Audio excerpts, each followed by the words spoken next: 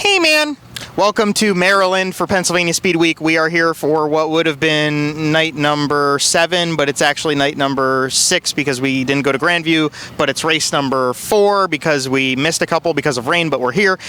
There were 33 cars here, and this is my favorite Speedweek race, so let's get into the show and talk a little bit about what's going on here.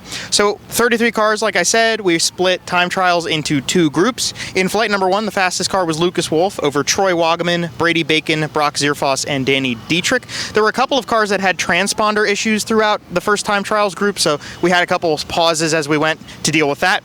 Flight number 2 saw Ryan Smith fastest over Kyle Larson, Anthony Macri, Freddie Raymer, and Justin Whittle. And then once time trials ended, we lost power, and there were no lights on for a little while around here. So we were all kind of sitting around like, what are we going to do? What's going to happen? Eventually they came back on, and we kept the show going. Into the heat races, there were 4 of them, 5 cars transferring from each. The first heat race saw Brady Bacon on the pole. Got a good start, but Danny Dietrich definitely was quick and passed him pretty early on into that. Since it was such a young track, it was single file throughout the race, nothing really to show for it. Danny Dietrich won over Brady Bacon, Ryan Newton, Lucas Wolf, and Ashton Torgerson in his first visit to Pennsylvania Speedweek. He got 5th in his heat race. In heat race number 2, we saw Brock Zierfoss on the pole. It was a little bit of a jump, I think. He kind of jumped it a little bit on the start. We only saw things get interesting at lap 5 when Brock Zierfoss, who was leading, hit Chris Smith in the bumper in turn 1 while he was trying to lap him. At the end of the second heat, it was Brock Zierfoss winning over Chase Dietz, Troy Wagaman, Mike Walter, and Cody Hartlob. Heat race number 3 saw Anthony Macri and Justin Whittle on the front row. TJ Stutz missed turn 4 really bad on the first lap, but outside of him jumping up into the slippery stuff, nothing happened. It was just single file the whole way. Anthony Macri won over Justin Whittle, JJ Loss, Lance DeWeese, and TJ Stutz. Heat race number 4 saw Freddie Raymer on the pole. Kyle Larson started 4th, but very quickly got up to the front. He got up to 2nd only after 1 lap, but still the track was too tacky, and even standing on it after the race itself, it's still tacky, so nothing happened after that. Logan Wagner won the final heat race over Kyle Larson, Freddie Raymer, Cameron Smith, and Tyler Walker. We had a B main for 12 laps to put the last 4 cars into the feature. Jordan Givler was the pole sitter of that, but he got eaten up on the start pretty bad. Ryan Smith took the lead in the Kreitz Racing 69K, and that was pretty much all she wrote there. Todd King was the first car that we saw, and it developed over the course of the night where there was a bump right at the end of 3 into turn 4. Todd King was the first car that hit it, that almost went over. He got a little loosey-goosey, and over the course of the night into the feature race, that bump proved to be a challenge for the rest of the field as well. After 3 laps into the B main, there really wasn't anything going on. It was single file, and then with 2 laps to go, we saw Dylan Norris start fighting with Jordan Givler for 3rd place, to no avail for gains. Ryan Smith won the B main over Preston Latimus, Jordan Givler, and Dylan Norris. And then we got into our 30-lap A main event. Danny Dietrich drew the pole, Lucas Wolf drew 2nd, so they started on the front row. Off the green flag, Danny Dietrich got the early lead. On lap number 2, we saw Tyler Walker have an accident in turn number 2, where he ended up slow rolling onto the side of the car. He was okay. He actually kept the car rolling and kept in the race with a messed up top wing, just a little lazy flip, so nothing too crazy. Danny Dietrich had the lead. From there, Kyle Larson was getting closer and moving up through the field and up into 2nd place as they were going.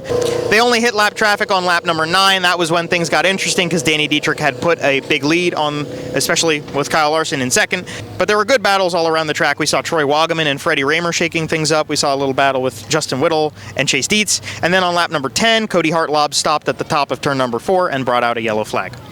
Off of the restart, Larson had a lunge, but it didn't work on Danny Dietrich, and we only got 2 more laps past that when then we saw TJ Stutz stop in turn number 4 with a flat right rear. That caused a yellow, and then that led into an open red. During the open red, I was able to walk down the front stretch to just try to get some eavesdropping in, and the one thing I did here was Anthony Macri, because he was yelling, and he was not happy about his brakes. He said the car was tight. Elsewise, everybody just, some guys were working on the tires, putting fuel in, all the jazz that you normally see in an open red. And then we got back to racing. We saw Danny Dietrich and Kyle Larson break away from the rest of the field off of the restart. Danny Dietrich still had the edge at that point in time. There was a nice battle for 10th between JJ Loss, Freddie Raymer, and Logan Wagner to appease the fans. And then we hit lap traffic again on lap 21. On to lap 24, a couple laps in. Danny Dietrich, I thought he messed up the pass. He was coming into turn 3. He was trying to get Ryan Newton, and it looked like he dove in low. I don't know if Ryan didn't give him room, kind of squeezed him in. Danny, after the race, was pretty upset about what happened, but Danny hit the bump that I mentioned Todd King had hit, and it sent him all the way up the track in turn number 4. He lost all his momentum, and that allowed Kyle Larson to catch up to him. On lap 26, Kyle Larson took that speed that he had and the now opportune moment, and he passed Danny Dietrich for the lead, and that was the end of that. From there, Danny Dietrich was trying to figure out a way to catch up to the 57 car, but Larson was just that quick. Coming to lap 30, Kyle Larson won the race. At the same time that Larson won the race, we also saw Brady Bacon get a flat right rear, and he stopped at the top side of turn number 4. So unfortunately, a really good night for him relative to what's happened so far this speed week, and he doesn't have anything to show for it. But your final feature results are sitting on the screen here. Compliments of my friend Matt Faust. And since my friend is here, I'm going to put the points on the screen here. I'm going to have Matt Faust tell you a little bit about what's going on with the point standings after Hagerstown. So first place in points, we still have Anthony Macri. He is sitting at 595 points. Got a solid 4th place finish, a quiet 4th place finish, as Joe has mentioned. Second place, we have Danny Dietrich at 550, so a 45-point gap. That's pretty good going into the weekend, but I'm sure Danny was looking for a better points night tonight. Obviously looking to get that win. Third place is Freddie Raymer. He's a little further back, 482. It's going to be really tough for them to reel it back in. If there were 2 more Lincoln shows, I'd say very simple for him to do that, but I don't think Freddie will have it in the cards to win this year. And then in 4th place, surprisingly enough, he's only missed 1 race, but it is young money Kyle Larson sitting in 4th. Rounding at your top 5, as you see on your screen, is Cam Smith.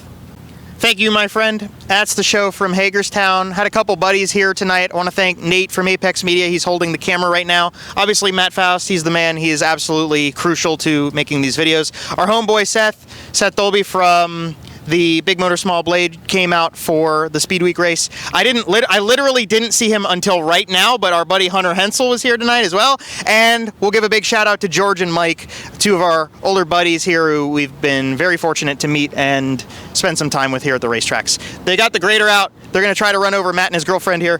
Hopefully they don't do that. Tomorrow night, we're going to Williams Grove. That is closer to my house than Hagerstown, so I'm happy about that, but I do love coming here. This is absolutely an item on your bucket list that you need to come check out this Speed Week race. It's really fun. Thank you for your continued support. We will see you from Williams Grove tomorrow night.